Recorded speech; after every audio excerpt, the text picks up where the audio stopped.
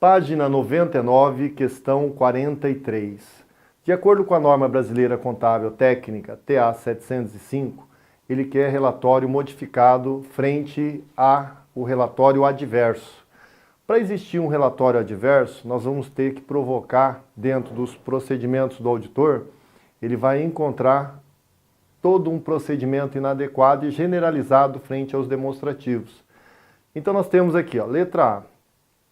Ele não consegue obter evidência apropriada e suficiente de auditoria para suportar sua opinião. Se ele não consegue obter evidência suficiente e apropriada, então não dá para se afirmar relatório numa condição adversa. Você poderia até chegar numa abstenção de opinião, tá? Na letra A, mas não no adverso. Letra B.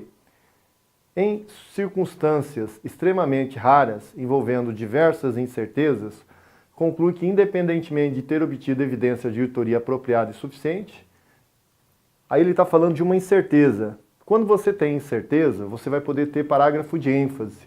Então você às vezes tem incerteza de continuidade, ou a continuidade operacional, outros indicadores ou financeiros.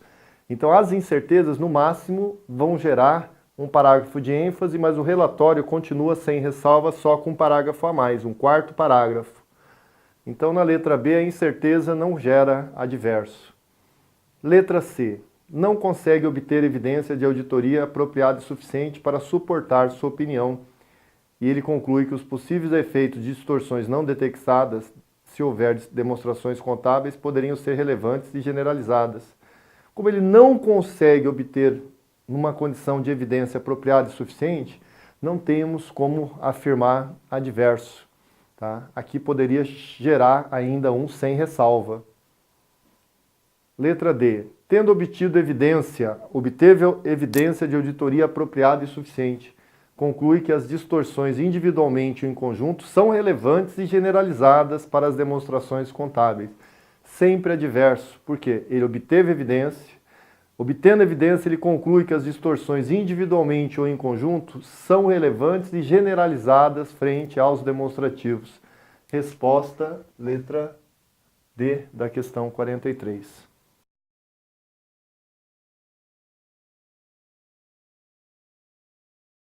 Página 99, questão 44. Considerando os procedimentos de confirmação externa para obtenção de evidências de auditoria, vamos julgar os itens abaixo e em seguida assinalar a opção correta. Lembrando que a palavra confirmação externa, ela se confunde muito com a circularização, que são termos utilizados. Normalmente são correspondências que o auditor envia, você pode ter o termo desdobrando positiva, na positiva você pode desdobrar numa condição preta ou em branco, a preta significa que você tem valores ou quantidades para serem confirmados. Se positiva numa condição em branco, você não tem quantitativos, mas tem qualitativos, informações que você vai querer que a pessoa responda frente à condição positiva.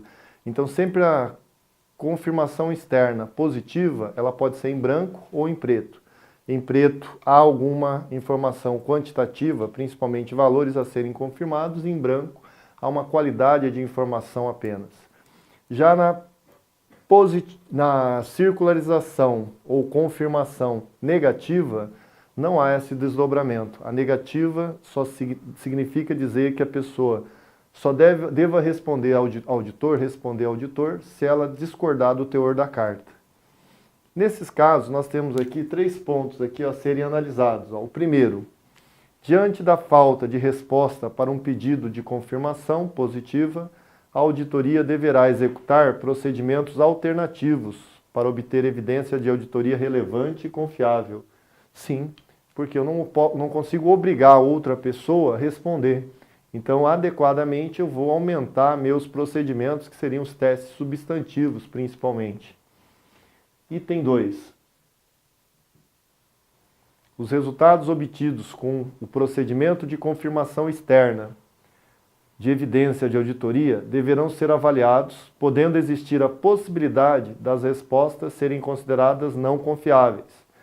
o auditor sempre vai julgar os procedimentos. E ele, pela sua própria experiência, em alguns momentos, ele pode sim considerar não confiável algumas informações. Porque como ele tem outras informações, ele vai estar integrando as possibilidades. Então, adequado o item 3. Há uma desconfiança, a condição cética do auditor. Item 3. A recusa da administração em permitir o envio de solicitações de confirmação de uma informação que permita a validação de um saldo contábil será desconsiderada em qualquer hipótese. Não é em qualquer hipótese. Em alguns casos, você pode já estar sendo contratado já com algumas condições. Você não ocupe o auditor independente, não faça toda uma condição de confirmação externa para os clientes. Então aí o auditor tem que saber se esses procedimentos vai limitar muito o seu trabalho e a sua opinião, porque ele pode até recusar o trabalho frente ao que algumas imposições ou não. Agora, a palavra que dá o erro aqui, será sempre desconsiderado, será desconsiderado em qualquer hipótese. Erro no item 3. A ordem aqui, nos dá a resposta na letra B, 1 e 2 correta.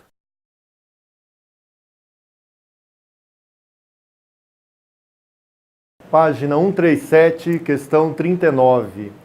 O relatório do auditor independente sobre demonstrações financeiras de uma empresa apresentou o seguinte parágrafo. Então teve um parágrafo a mais, e esse parágrafo diz o seguinte: as demonstrações financeiras individuais foram elaboradas de acordo com as práticas contábeis adotadas no Brasil.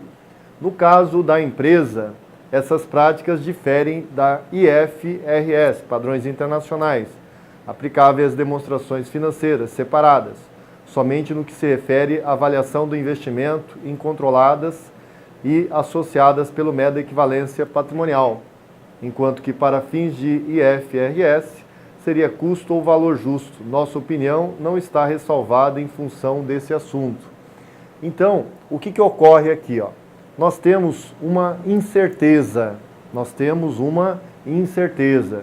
Então, quando há uma incerteza sobre a informação, você deve se posicionar frente a um quarto parágrafo, denominado parágrafo de ênfase, porque em nenhum momento ele ressalvou essa informação.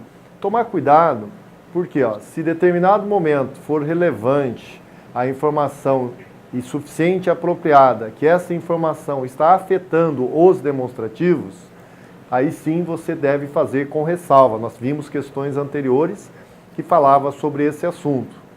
Temos casos aqui de outros assuntos, vamos dar um exemplo. Demonstração do valor adicionado, ele é um demonstrativo a mais que foi criado no Brasil.